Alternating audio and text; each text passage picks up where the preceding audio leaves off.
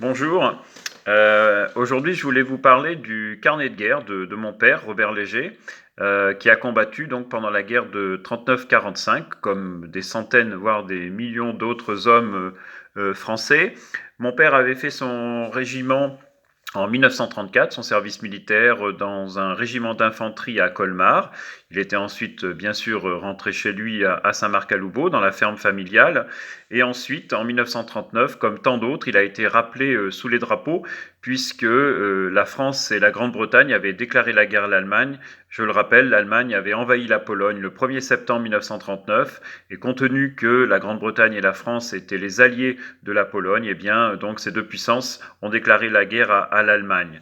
Alors pendant 10 mois a lieu ce qu'on a appelé la drôle de guerre, c'est-à-dire que les troupes allemandes et les troupes françaises et britanniques ne s'affrontent pas véritablement dehors de quelques escarmouches. Finalement, les Français se croient à l'abri de la ligne Maginot, qui a été donc établie tout au long de la frontière du nord-est de la France selon une vieille stratégie défensive qui va se révéler vraiment mauvaise pour la France, mais en tout cas c'est la stratégie qui prévaut en France dans l'état-major en 1939-1940. Alors mon père donc rejoint son régiment, le 121e régiment d'infanterie à Montluçon le 1er septembre 1939 et en septembre donc rejoint une partie de la ligne Maginot, ce qu'on a appelé la trouée de la Sarre, c'est-à-dire une zone humide coincée entre les casemates de la ligne Maginot et attend, comme tant d'autres soldats français, que les Allemands éventuellement essaient de pénétrer en France en débordant la ligne Maginot, ce qui ne se fera pas pendant donc cette drôle de guerre qui donc dure jusqu'à au 10 mai 1940. Le 10 mai 1940, mon père est à ce moment-là dans le nord, il a quitté le nord-est du pays pour le nord à l'hiver. Et donc, le 10 mai, eh bien, comme tant d'autres soldats français, il est surpris par l'attaque décisive, rapide, le Blitz, la Blitzkrieg, la guerre éclair déclenchée par les Allemands, qui, je le rappelle, donc passe par les Ardennes pour envahir la France, alors que les Français pensaient que ça n'était pas possible que d'envahir la France par les Ardennes. Conformément à un plan qui a été établi par l'état-major français, le régiment et le corps d'armée de mon père se propulsent en Belgique et aux Pays-Bas, mais en vain, puisque de toute façon, il faut reculer très vite. En une semaine, le régiment de mon père revient avec toute sa division dans le nord du pays, dans la région de Lille, et là, les combats sont terribles, il le dit assez bien dans son carnet de guerre. Alors ce carnet de guerre, il a cette forme-là, tout simplement, carnet dans lequel il écrit au crayon à papier. Il écrit essentiellement les lieux, les positions qu'il tient pendant qu'il est soldat, mais il y a également des descriptions terribles des combats auxquels il a participé. On oublie que les soldats français se sont très bien battus en 1940. Ce n'est pas de leur faute si l'état-major était donc incompétent et les a conduits au désastre, mais les soldats se sont bien battus. Ils ont été quand même 100 000 soldats français à mourir en 1940. On a un petit peu oublié cet épisode parce qu'évidemment après il y a eu eh bien, la signature de l'armistice par le maréchal Pétain, le régime de Vichy, la collaboration, et du coup on a oublié le sacrifice de ces dizaines de milliers d'hommes qui, pendant le début de la Deuxième Guerre mondiale, ont combattu contre les Allemands en mai-juin 1940 précisément. Alors, mon père donc doit faire face aux assauts allemands, un assaut terrible, et il raconte, je prends un extrait, je vous lis un extrait. Le 25 mai à 1h, réveil. Nous conduisons le matériel dans la position, vers le canal. 9h, la bataille fait rage. À 11h, le premier bataillon est écrasé, mort du pauvre Ringuet. Alors Ringuet était un camarade de mon père, originaire de Lannoy, et d'ailleurs sa tombe se situe dans la proximité, encore aujourd'hui, dans un cimetière militaire à côté de Lille. Criblé de balles, c'est le sauve qui peut. Le 3e bataillon arrive au secours et repousse l'ennemi. Active le passage du mulet pour l'arrière, assez difficile par rapport à certains gradés, notamment C, qui a failli être descendu par le commandant du 3e bataillon.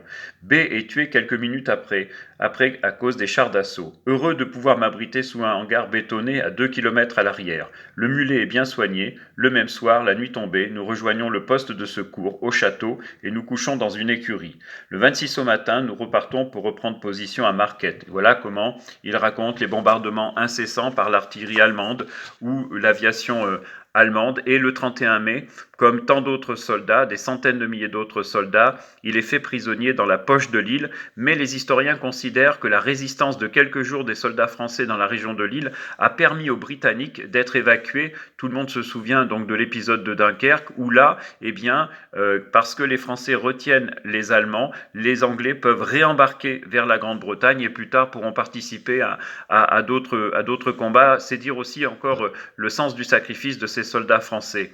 Début juin, ils vont être des centaines de milliers, voire des 2 millions, à être prisonniers de guerre. C'est donc le cas de mon père qui va être envoyé dans un stalag, c'est-à-dire un groupement pour sous-officiers et soldats français. Il est envoyé à côté de Nuremberg, en Bavière, où il va passer 5 longues années privé des siens et de liberté. Et lui, il va travailler dans une ferme, puisqu'il est agriculteur. Il le repérait très tôt, dès qu'il arrive en Allemagne sur une place. Il m'a toujours raconté qu'il avait vu donc venir à lui un agriculteur allemand, qu'il a montré du doigt, parce que mon père avait montré qu'il savait retourner un Brabant, une sorte de charrue. Et là, l'agriculteur a compris que mon père était lui-même agriculteur, et donc il l'a pris dans sa ferme pour travailler pendant 5 longues années. Alors, mon père ne s'est jamais plaint de mauvais coups ou de mauvais traitements de la part de la famille chez qui il travaillait. Par contre, il m'a dit toujours avoir beaucoup souffert de la faim, de l'attente des colis, de la privation de liberté. Imaginons rester 5 ans éloigné des siens, ça n'est pas évidemment quelque chose de facile.